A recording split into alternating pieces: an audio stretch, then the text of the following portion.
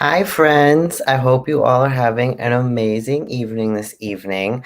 Um, whether you are watching on Facebook, YouTube, Twitch, for the first time ever, I am streaming onto Twitch this evening. If you don't know what Twitch is, it is a live streaming website that features just all different kinds of live streamers. They do most of the streamers on that site focus on gaming and that sort of thing, but then there's individuals like myself who just kind of do some talking. So, very excited to be on Twitch this evening. So, hello to everyone on all those various sites. Hello, Wendy. Hi, Mom, Julie, my boo, my babe, Jaden. Hope y'all are doing amazing. And anyone else who is watching. In the comment section, please let me know how you are doing. I love to know how everyone is, whether they're doing well or having a rough week. And if you really feel like it, feel free to also add why you're feeling the way you are. Evening Vibes is a way to build a community. And we are creating a family with our audience on our different sites. So please feel free to add in the comment section how you are and talk to each other. What else is there? So big exciting news. Not only am I on Twitch now, I also have created a website for myself. I haven't posted it yet because I'm worked really hard on it. I'm nervous for people to see it, but this is my big announcement for it. So please check it out. The website is just my name. It is RileyJSoronin.com. And you can check that out. I am using it to archive all of my live streams, so you can find past episodes on that site. I also will be doing some blog posts on the site, as well as it also features what different kinds of like workshops I offer. So I've had a lot of people recently ask about other work that I've done, and I have offered workshops to places of work, to schools, to classroom settings, staff meetings for teachers and professors, talking about transgender topics and how to kind of like interact with your students or your coworkers who may have just come out as trans or entered your place of work and are openly identifying as trans, and kind of how to cope with that and make an inclusive and welcoming environment. So the website also features that. Again, it's just my name, Riley J. Soronin, SIRONEN, .com. Started listing an email address. I'm not used to my name being a website. So exciting. So yeah, feel free to check that out. You'll see across the bottom scrolling tipping information. Please feel free to tip. You don't have to. It's always appreciated though. The tips for this show are used for all our different technology needs over at Boylesque. So the things that you see in this show, as well as the things you see in our other virtual drag shows and our virtual bingos, all the technology, the money that we receive is what that is used for. Last week, we received $90 thanks to our viewers, so thank you so much. You can check out my Twitch page, and it has some different goals I have for technology listed in the donation section. I'm going to add that to my website as well, just so people kind of know what we're raising money for and what it's going towards. For those that are watching, I'm raising money for a good microphone for us, as well as some headphones so I can kind of hear what you guys are hearing, and I also don't have that weird staticky thing and robotic noises that were happening a few weeks ago. I use it to help with our lighting system, help with our different setups. So yeah, that's what it's going towards right now. So thank you guys so much for joining me. If you are a first time viewer of Evening Vibes, what this show basically is just a talk show. We kind of talk about whatever we want. I go based off the comments that are going on off in the comment section, as well as sometimes we have special guests with us this week and the following week, as well as previous week. We don't have any special guests. It is just me, because right now we are in the middle of our mini series, Queer Questions, where I'm taking anonymous questions, or not anonymous if you're watching and have a question on your mind, from the audience, just about queer culture, more specifically transgender culture. I'm willing to answer all queer culture topics, but because I am trans myself, I can answer those best without giving some like dictionary kind of definition to things. So yeah, I hope you all are just doing amazing. It feels so weird to just be able to like jump in. This is the first time in a while that it's only 6 after and we're just like we've jumped right in. So Julia, how was your cheesecake? What cheesecake? How come I didn't hear about this cheesecake? Did you make cheesecake, Julie? That sounds exciting. I can all the different things that I wish I could eat right now just sound amazing. So with that being said, I think we can get started right in. Julie said it was fantastic. That's good. I'm glad your cheesecake was fantastic. So let's jump in. So tonight's topics. So last week we talked more. We talked basically what the word queer meant. Is basically what all of last week's questions were. What it means, how do you use it, when's it appropriate to use the word queer, does everyone use the word queer, just all the queer things. So that was kind of last week's category. This week's category is me. I am the category. I had so many questions and overlapping questions at that about my transition. So I categorized this week into me. If you don't see your question tonight, it's not because I didn't like your question. It's because your question almost sounded identical to someone else's, so I just used one of the two that I think best fit, describing how I was going to answer the question. So, hi, Jen Martin. Thanks for joining us tonight. So, the first question I received for tonight's topic is, at what age did you know you were trans? Let's think. Well, I kind of knew, and we'll get into this a little bit later, but I kind of knew that something was different about me around like high school area, I want to say. I knew that I wasn't like all the other girls, but I thought maybe that was just like I fit the cliche. I thought I fit the cliche of like, oh, I'm just not like all the other girls. But that wasn't the case. It was more to it than that. So the age that I really knew was in college, so around the age of 18. What had happened was I went to, hi April, welcome. What happened is I went to the LGBT Resource Center on Eastern Michigan's campus, and I went to one of their welcome back get-togethers. I want to say it was the winter one. I think it was around that time because I remember it was very cold and it was inside as opposed to their welcome back fall one, which is outside. So it had to be the winter, spring area.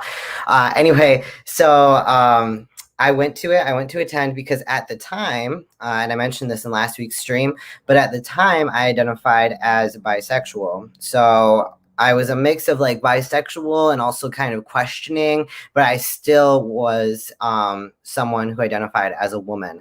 So I went to the event and I interacted with different people, and a fellow transgender man came up to me, introduced himself, explained his identity to me, which was the first time actually interacting with a transgender person and learning what the word actually meant. I didn't know transgender before college. And so he introduced himself, his pronouns, his name, his identity. And he goes, "So are you a trans man?" And I stopped in my tracks and I was like, well, and he was like, "Oh, I'm sorry." I was like, "No, it's cool. I'm questioning, I guess. Like, I never really thought about it." And so, that I left the event right after that, and I was like, and I actually had therapy right after, which is one of the reasons that I had to leave, but also because I was like, "Oh my gosh, what just happened?" And so, I went to therapy, and I'm just like sitting there, and therapist was like, "How are you today?" And my mind was just all over the place. I couldn't even tell you how that therapy session went.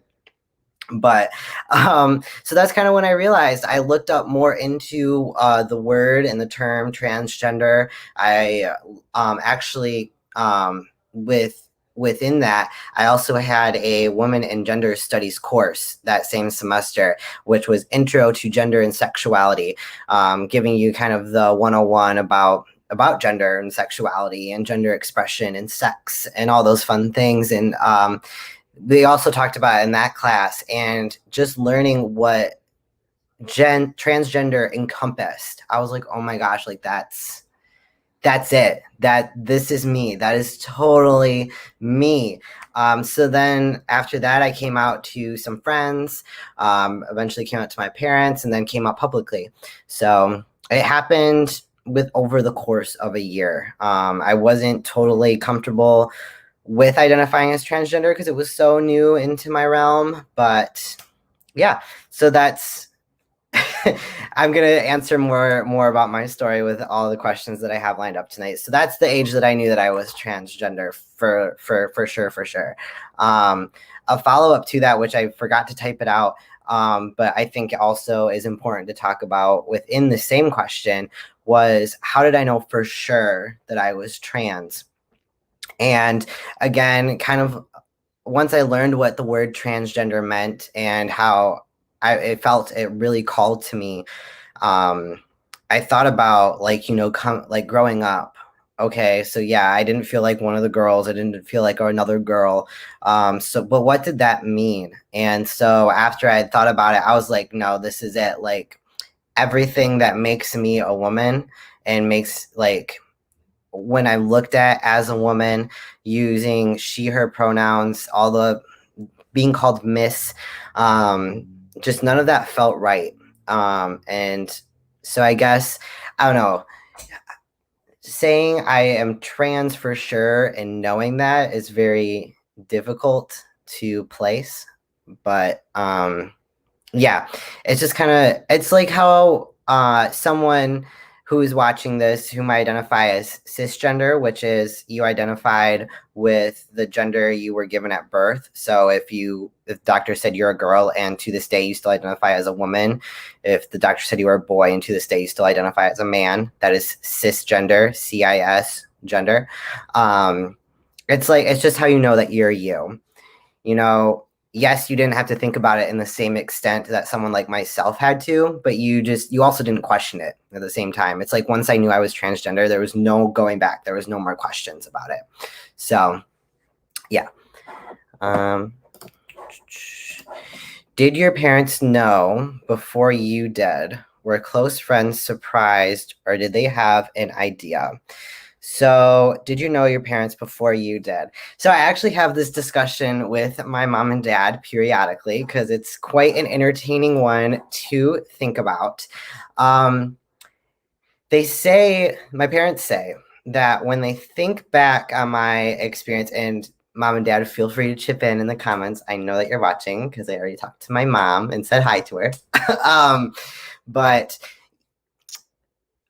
if you were to ask them, and when we talk about it, they say, when looking back now, they see it.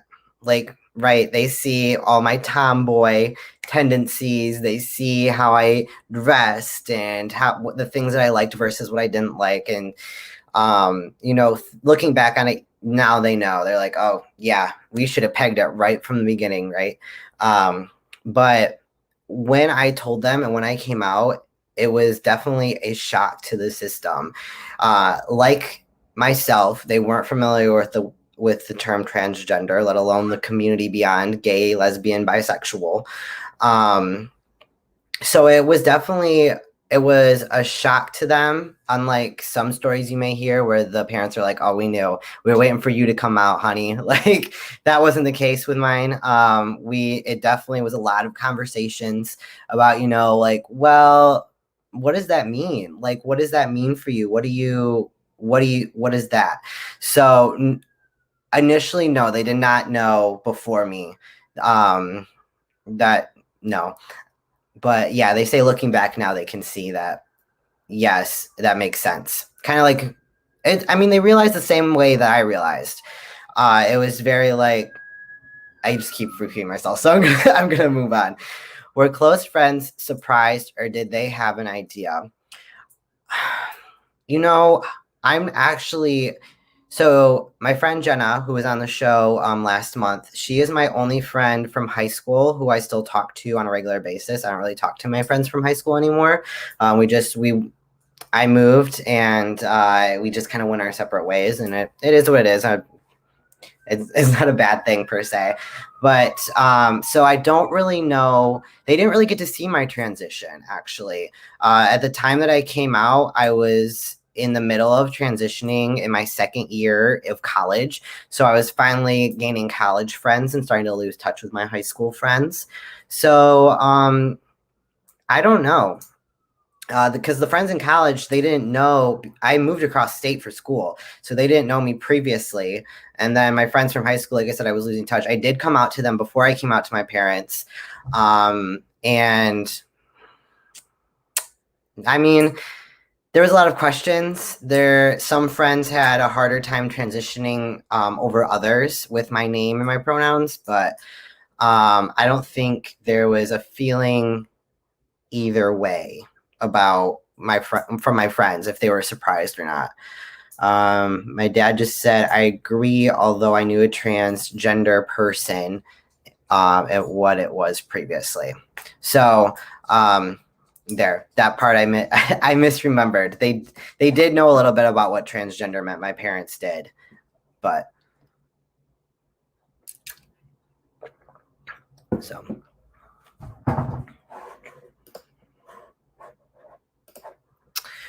What was the deciding factor to go through with hormone therapy? Hardest part of hormones. Ooh, and I had a lot of questions about hormones, so I'm gonna try. I don't think I. Oh, I do have another one about hormones that I did list in here. So, but so I have two. I got a lot of questions about hormones. I tried to encompass it as much as I could, so I wasn't again repeating myself. So, what was the deciding factor to go through with hormone therapy? It was growing up. My parents taught me a lot about making the right decision and know that you're making the right decision. I'm a really bad at just coming up with something off the cuff. I'm really bad at making gut decisions. I'm bad at just being like, yes, let's do it. We don't need to talk about it. Let's go. So that was never my way of growing up. And then I just continued that pattern even in college. So when it came to hormone therapy, I did a buttload of research. There was a lot of deciding, okay, so identify as this, what do people do next? So I looked into everything, what hormones do, what they don't do, all that fun stuff. So it was a long process for me personally. Some people are very comfortable, especially with how much knowledge there is. I mean, I came out in 2016, so with how much knowledge has grown since 2016 about hormones and about transgender identities, a lot of people don't have to like super think hard about it anymore.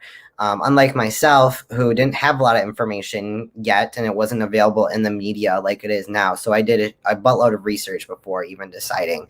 But it just felt like it felt right. And the deciding factor, this just clicked. I was like, what was the deciding factor? I remember the deciding factor was I actually, a term that the transgender community no longer likes to use, but it's also it explains things so well for someone who's not trans and also for someone who is trans that a lot of transgender individuals use it for description, but we don't recommend you use it on a daily basis is what I'm trying to get at. So before hormones before hormones, I passed, which is the term I don't recommend using outside of describing things. I passed really well for someone to not be on hormones.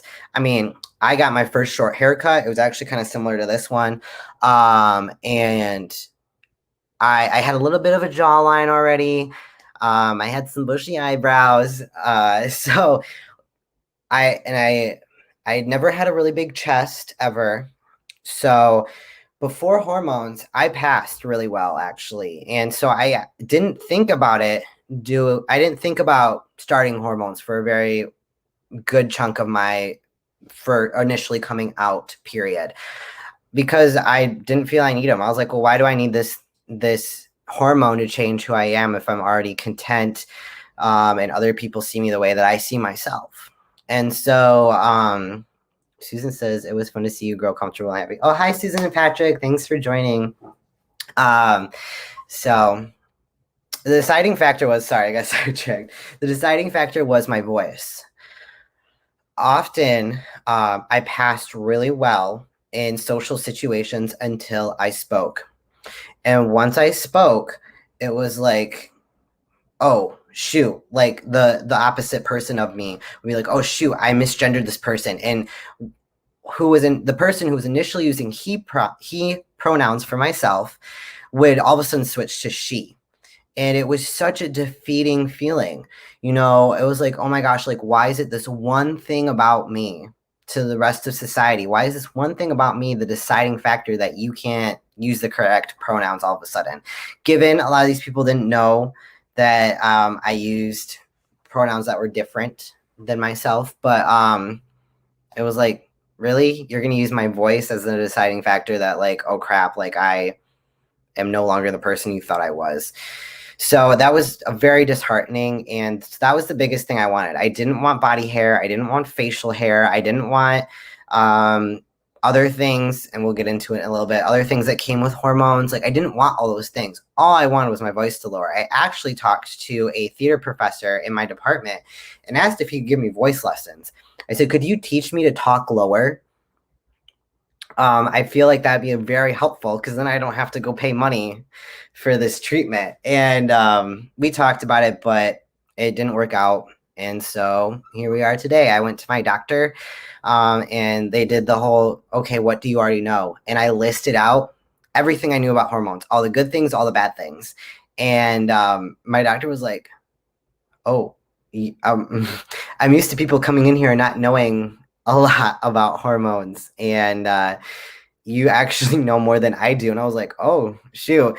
And not in the sense of like the medical way. Like, my doctor did know like what she was doing. It was just like, I had done so much research that like I knew past like the common knowledge things. So that was an interesting moment in my early on transition. And then I actually, because of that, I ended up being the last person at my doctor's office, Corner Health Center, in Ypsilanti.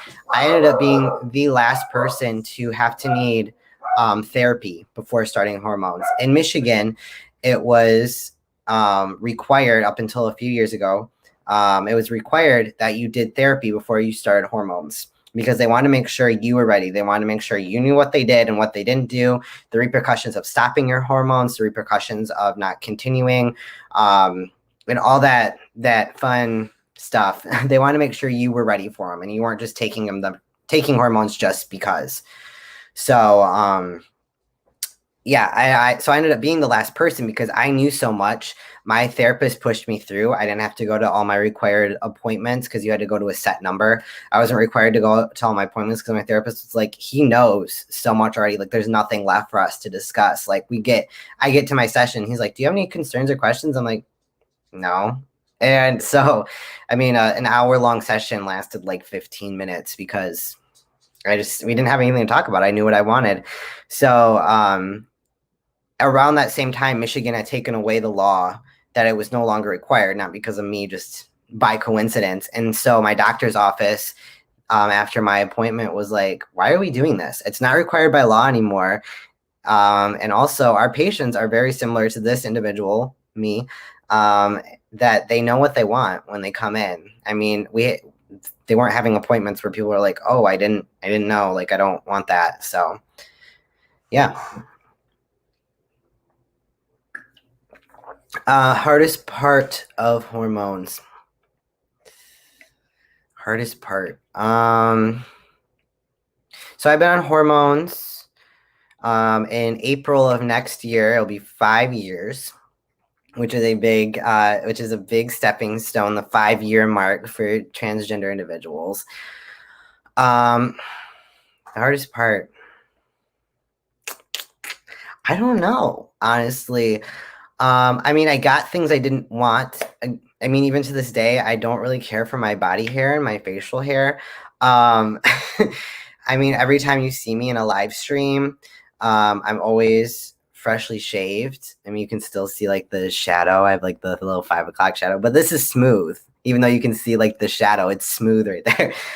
So every time I do a live stream, like I'm freshly shaved because I don't like my facial hair for me, and I don't care for my body hair. On Saturday, if you were watching our family friendly show, I was wearing an outfit. It was the first time I'd worn a drag outfit in like well over a year because I was performing for the first time in well over a year. And you could see my chest, and it was very, for me, it was very like, who, what is happening? I mean, in the summertime, I usually end up shaving like my chest hair and like my little tummy hair, because I wear like crop tops and little jumpers. And I don't like to see all that on myself. But yeah, I get like I don't know why I'm showing you all. You don't need to see, but I have like hair here. And it's just like, I don't know how I feel about that. So it's just a thing. Part of it, I'm realizing recently for my mental brain that part of it is I still have parts of me that are still kind of surprised and dealing with the fact that I am who I say I am. And not to say that like I am confused about my identity. It's more so like, oh yeah, like I identify as a man, but I just identify like I am a man. Like that is a fact. And so to have facial hair, to have body hair, like that's a normal thing of someone who has testosterone in their body. So I think that's been like the hardest thing is being like, oh yeah, like I am a man now, in the sense of like even the biological physical world, like that's right, like I'm supposed to have that because growing up, I mean, I was a woman girl for 18 years. So I mean, body hair was like a big no. It was, I mean, any woman that are watching the stream right now, like they know body hair according to society is like a no, you don't have body hair. So that's been, I think that's the biggest like just mental shifts like that. Other than that, the fact of just remembering to take my shot every week. Testosterone comes, you have to give yourself an injection. So I do that every week.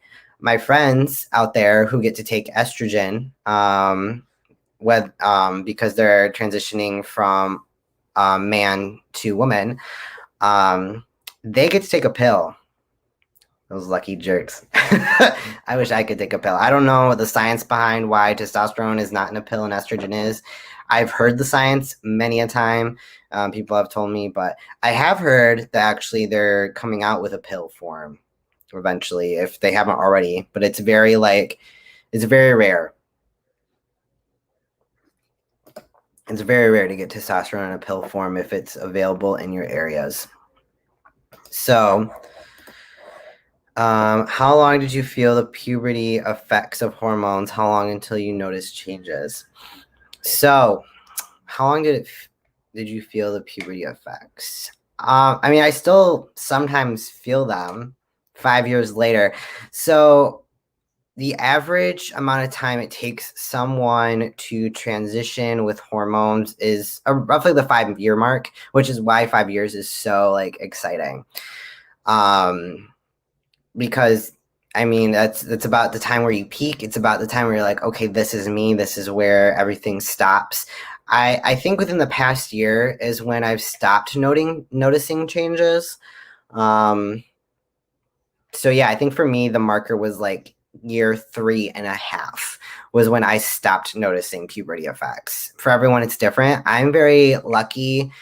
The trans community would call lucky, the trans masculine community specifically, because I actually take a rather large dosage compared to most trans men. I don't know why. I don't know why I was the lucky winner with that one. But most of my fellow trans, if you know measurements of any kind with injections or liquids or anything, I take, so an average trans masculine person takes 0.25 ml shots.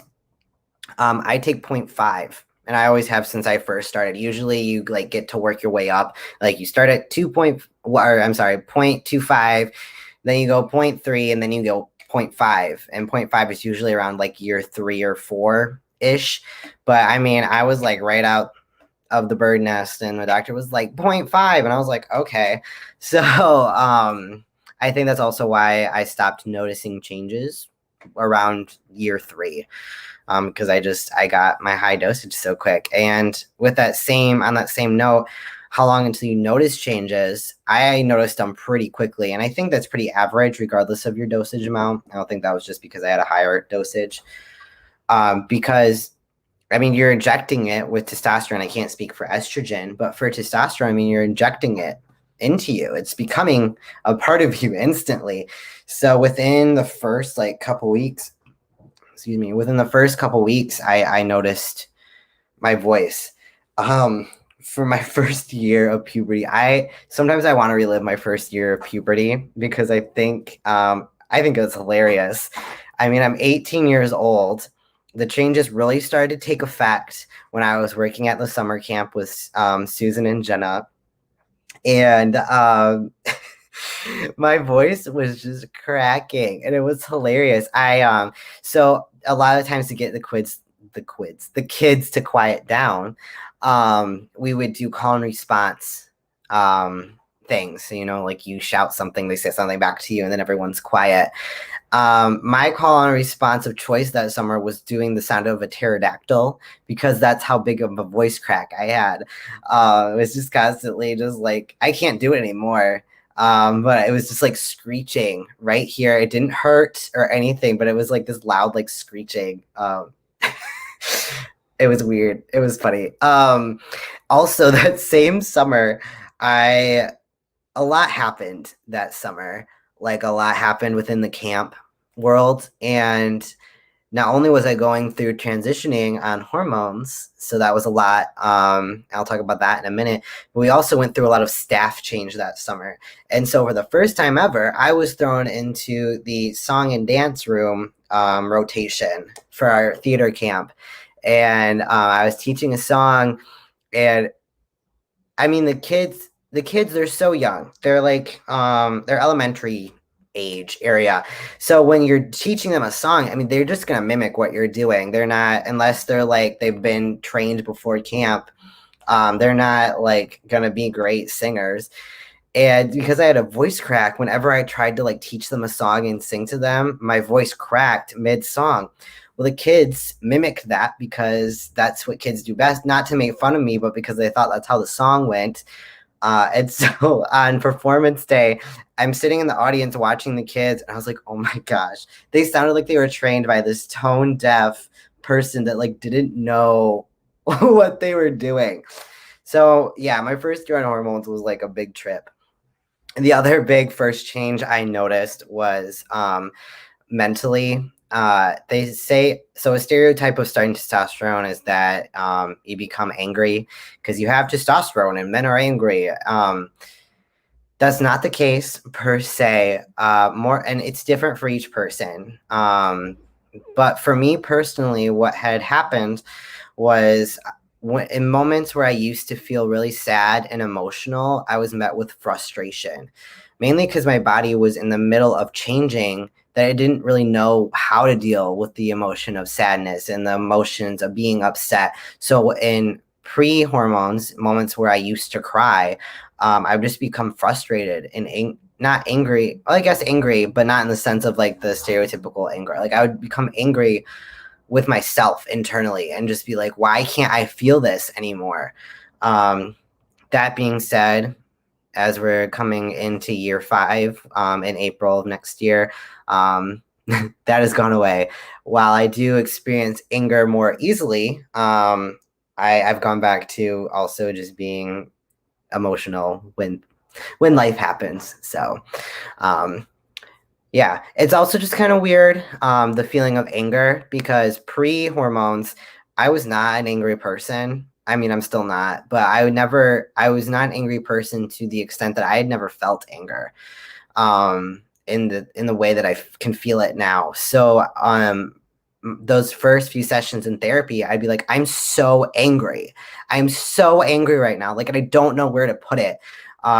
I had to have like 3 therapy sessions in a row of like, how do you deal with anger? Where do you put anger? And I think that'd be really helpful to a lot of our modern people today, hormones or not, but that's just me. Other questions I had about hormones, I didn't want to put on the screen because I didn't want to trigger or upset any fellow trans people that are watching, especially if they were just to like jump in and for the first time ever and be like, what is this show? Is that like a trans person talking or just like a cisgender person trying to give us knowledge? So I didn't want to throw it up on the screen in case anyone jumped in at the wrong time and it just looked kind of like unsettling per se. But one of the questions I got was, and I'm not going to phrase it the way it was phrased. And I'm saying that out of a learning moment. I'm not saying that out of like a shame on you, anonymous human. I'm saying it as a learning moment. But more or less the question was, what did the hormones do to your body? Which is a valid question. I mean, if you've never taken hormones or are thinking about taking hormones, like that's the thing. It was a big thing I researched. I will let people know that actually Google does not prepare you for what hormones do to the different areas of your body that people are afraid to talk about. So one thing and again, part of it is because I think the reason why Google doesn't answer those questions great is because everyone is different. So what I'm about to share is not everybody, right? It's just what I experienced. If you asked another transgender masculine person what testosterone did for him, like he's probably going to give you a different answer. So this is just what it did for me. But what testosterone did for my body? What it did is it shrunk my hips, which I was very lucky. There are transgender individuals who get surgery on their hips. I was in the lucky category, and the water weight, more or less shifted in my hips, and I no longer have like that hourglass figure that we're so used to seeing in cisgender women.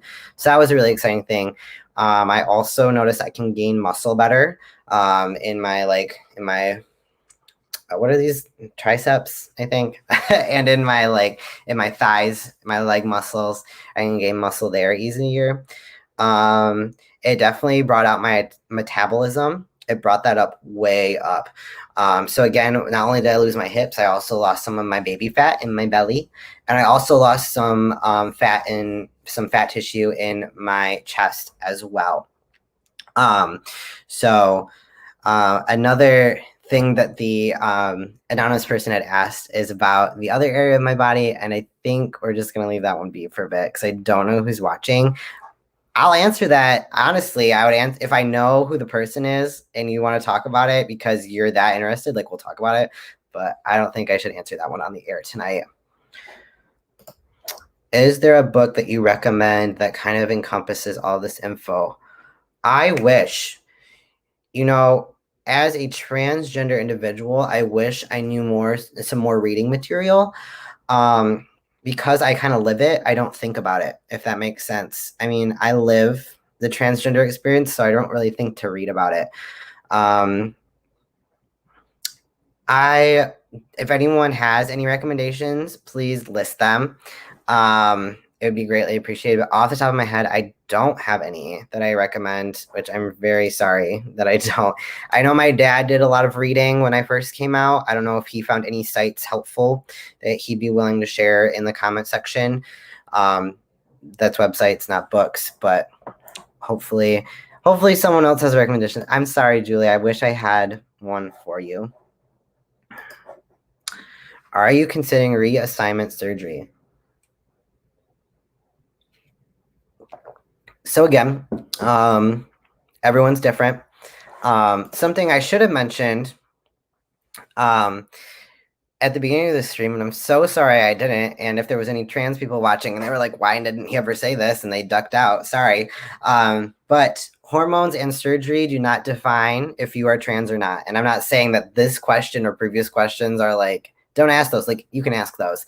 But I just want to put out that to be who you want to be, you don't have to have surgery. You don't have to get hormones. Being transgender is expensive. For anyone who thinks that being transgender is a choice is very mistaken, in the sense that today I paid $65 for my hormones. How much do you pay a month for your hormone treatment? Like, yeah, 65 is nothing compared to what other people have to pay. Some people have to pay like 120 upwards. I did the first time I got my hormones, and then I worked some stuff out with my pharmacy. Next month I get insurance, so hopefully it gets fully covered. But I mean, being transgender is expensive. It is not cheap. So not everyone can afford the different things we're talking about on today's stream, and not everyone wants to take part in that. Like, some people are comfortable, like I said, up until people started misgendering me solely on my voice. I didn't even think about starting hormones because I was comfy with who I looked like and what I looked like. So I just wanted to throw that out there. So are you considering reassignment surgery? At the time, at this moment in time, I am not.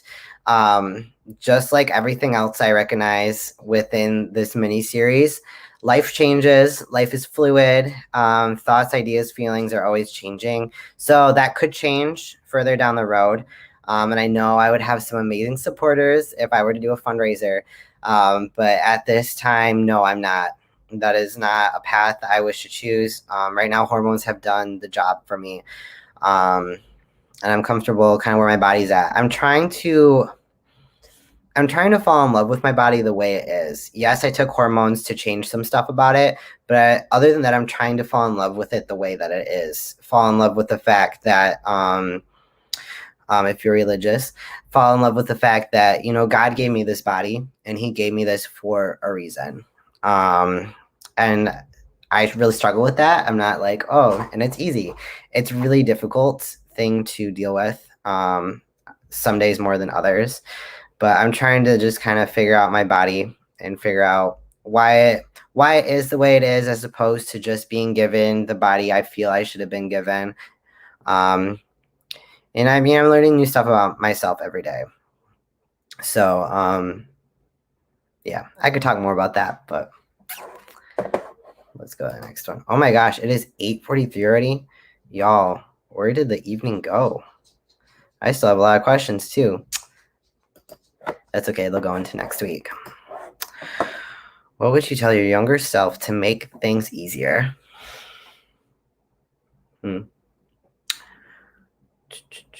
Hi, Jess. Thanks for joining the stream. I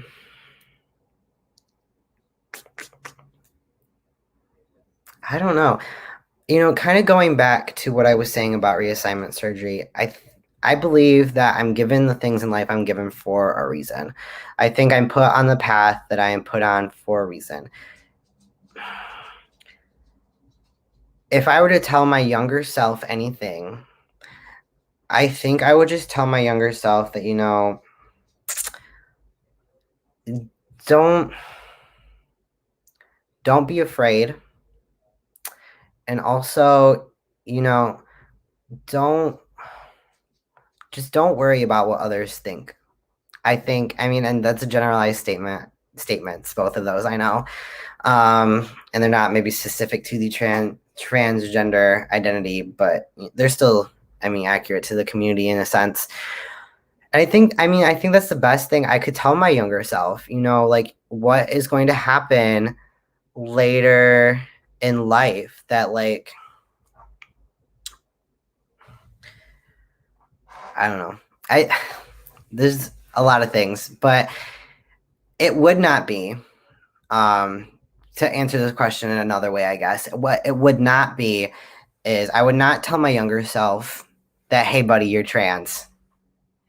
While it might save me a few years of my life,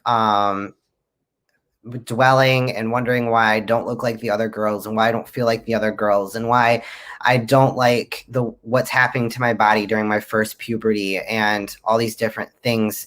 And it might have, kind of answered some questions that happened with a relationship I had in high school where I was just very confused the whole time. You know, while I while it would have been great, to kind of fix those things, I would not tell my younger self. I think I would just more prepare my younger self in a sense of just being like, some wild years are to come. Embrace them. The best thing you can do is embrace them, because I believe I was put on the journey I was put on to help people learn. If I did not have the experiences that I have, then we potentially wouldn't be having this live stream today.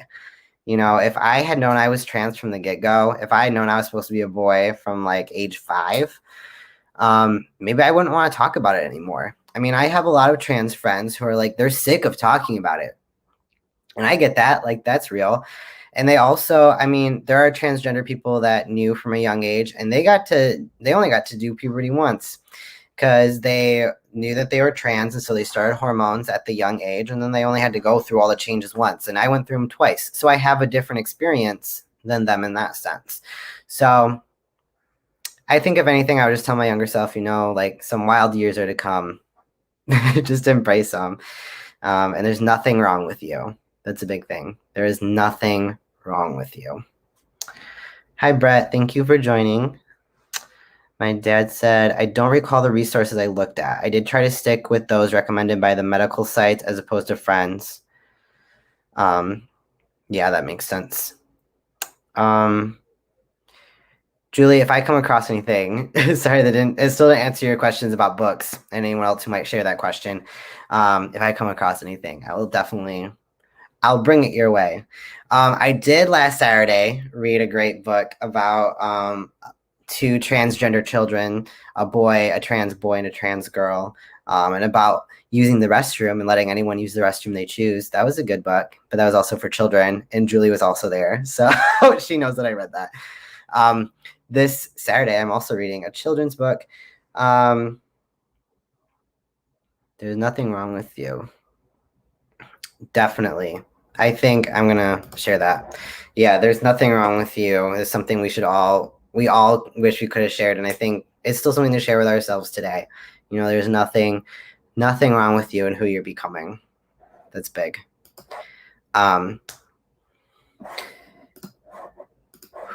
Wave of emotions hit. But yeah, so I think, so this Saturday, that's what I was saying. This Saturday, I'll be reading another book about a trans boy I'm very excited for.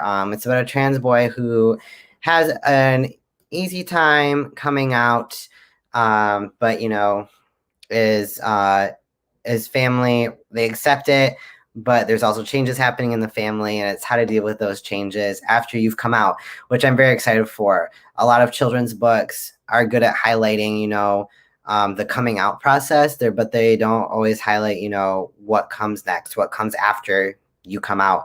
And that's kind of what this book focuses on. I'm very excited to be reading it on Saturday. If anyone has any recommended children's books that they like about transmasculine kids, preferably about trans boys, feel free to message me, because I need one for the 31st of this month. I only have this weekend's. I don't have next weekend's book picked out. So thank you in advance. Thank you all so much for joining me. I have a boatload of questions still, but I think I want to save those for next week, given the time that we are at. And also the ones that are left are not about my gender, but about my sexuality. So I think that's a great place to kind of put in the little bookmark and say, we'll pick up here next time. I'm very excited to answer those. I have a lot of questions, not a lot, but I have a handful of questions about like my sexuality and different things. And I have some stuff I can share with you guys that I'm excited for. Oh my gosh. Hi, Andrea. So thank you for joining the stream. I super duper appreciate it. Andrea, I knew in high school. So thank you so much for watching, and thank you for that comment. I super appreciate it. I haven't seen Andrea since we graduated, so that means a lot. Thank you. Yeah, if anyone was late to the stream, a quick just side note, I wasn't out in high school. because I didn't know who I was until college. So seeing my friends from high school on the stream is always super exciting because some of them don't know, or I didn't get to like personally tell outside of like the internet. So it's always cool to see them in the stream. So thank you. Um, Upcoming events. So as you'll see, if you're on Facebook, you'll see in the pinned comment by Boylesque, Michigan, there is a link leading you to all upcoming shows. You can kind of see what's going on. This Friday, we have a murder mystery, which I'll end the night by playing our trailer for you. But we have a virtual murder mystery on Friday that I'm very excited for. The ticket link is available in that link provided in the comments. And it's going to be a lot of fun.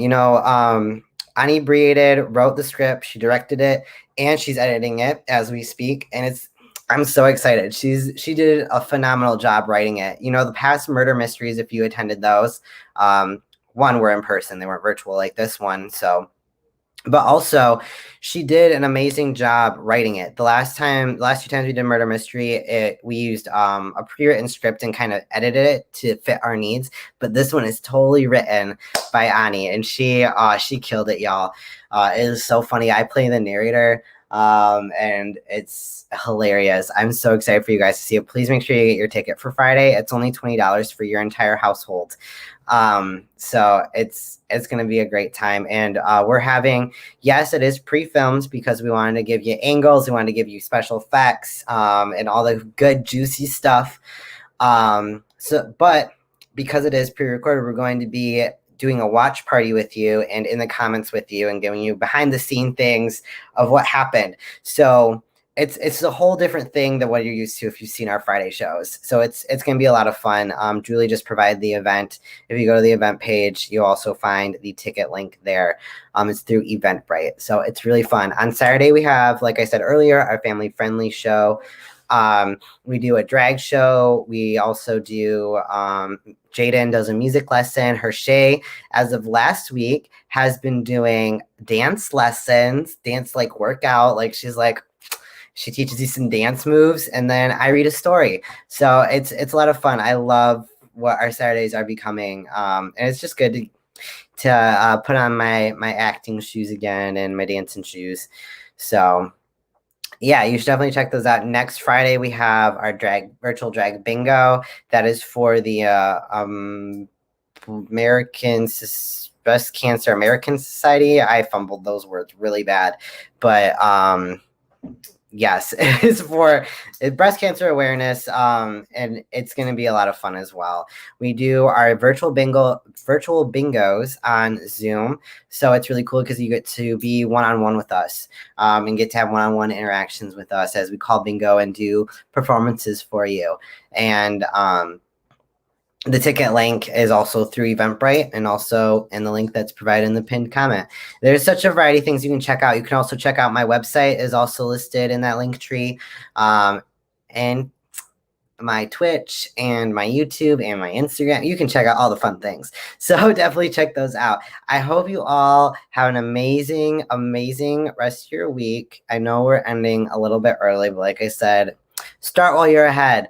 I hope you all have an amazing rest of your week. You made my day. Thank you. It's been a day here at our household. It's been a day, and I really appreciate all of you joining us and making it better. Don't forget that that is scrolling across the bottom. I appreciate all tips. If you are able, tips go towards our technology and our live streams. We pay a good penny to bring you a very good variety of shows throughout the week. So please, if you are able, donate. We super appreciate it. Yeah, I hope you have a great rest of your week. Take some time for you. You are loved. You are worthy of love. And I will see you all again next Wednesday. Bye, guys.